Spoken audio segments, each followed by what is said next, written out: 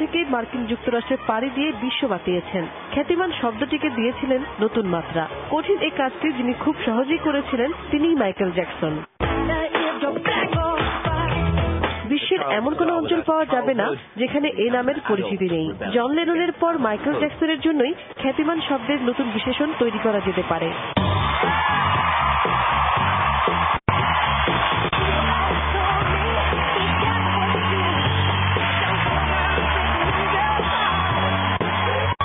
একাধারে pop, hip hop, rock, R&B আর ভিসাকা মিউজিকের নতুন যুগের স্রষ্টা জ্যাকসন এমন সব সৃষ্টি করেছেন যা ভেঙে দিয়েছে সঙ্গীতের সব ধারা। তার সব মিউজিক ভিডিওর প্রতিটি বিশেষ কারণে অনন্য।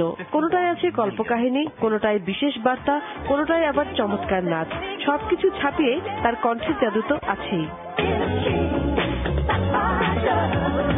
মাত্র 50 বছরের জীবনে এত যশ আর খ্যাতি পাননি কেউই।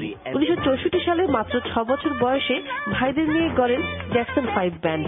44 বছরের ক্যারিয়ারে মাত্র 10টি সলো অ্যালবাম বের হলেও এসবে এমন কিছু গান আছে যা তাকে এনে দেয় কিং অফ পপের মুকুট।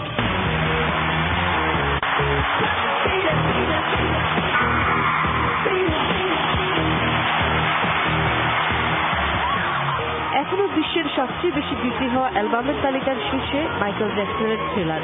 এছাড়া 90-এর দশকে গাওয়া পপ সম্রাটের বিট ইট, বিলি জিন, ব্ল্যাক অ্যান্ড হোয়াইট পায় আকাশ সমান জনপ্রিয়তা।